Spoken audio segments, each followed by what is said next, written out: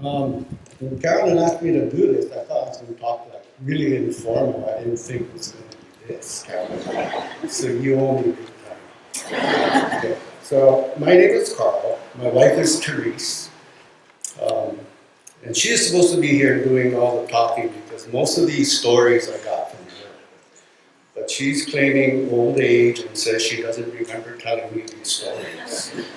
So here I am.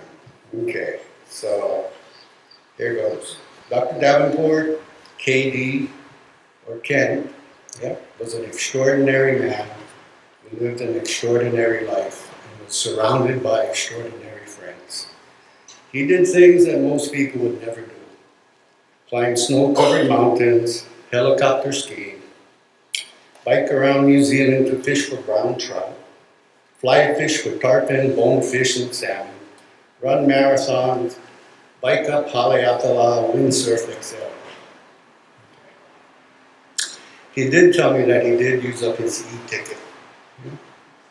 So Therese worked for him for 30 plus years, but said that almost didn't happen. She said on her very first day with him, she almost passed out when he opened the patient's dressing and live maggots crawled out of the patient's foot. As she was losing consciousness while he was plucking the maggots out, she thought to herself, "Oh my God," as she heard him say he was the Papa Maggot. Let's see. I used to describe him to prospective patients who were looking for an orthopedic surgeon as being very good at what he does and also a very nice person. Not how you describe many of the other surgeons during that time, present company excluded. Okay.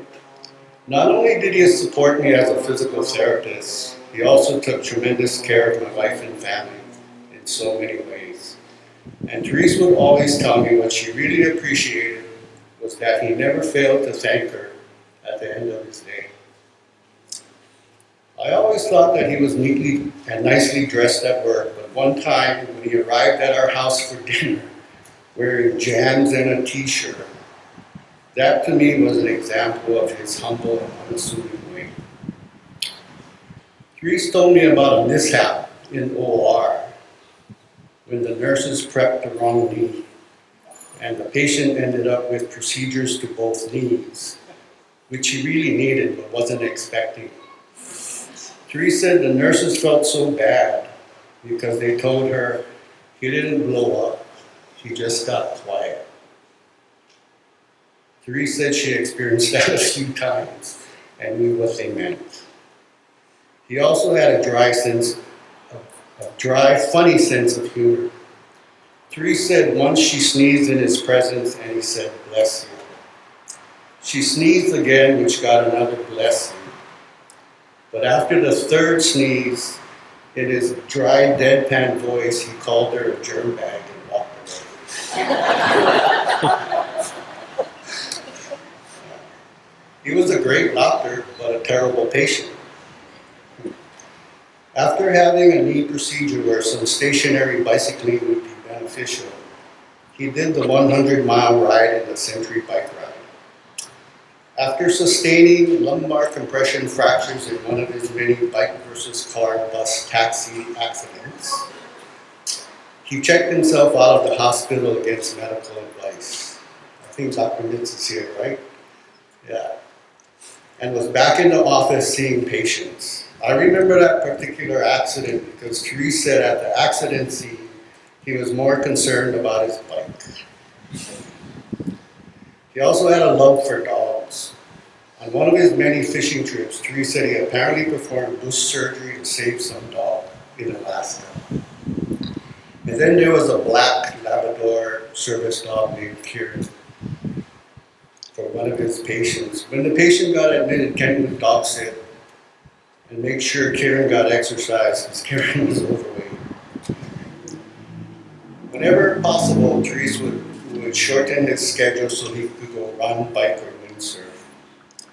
This story was told by someone else to me. This was Chris Smith, who was one of Ken's buddies, who was kind of special and crazy like Ken.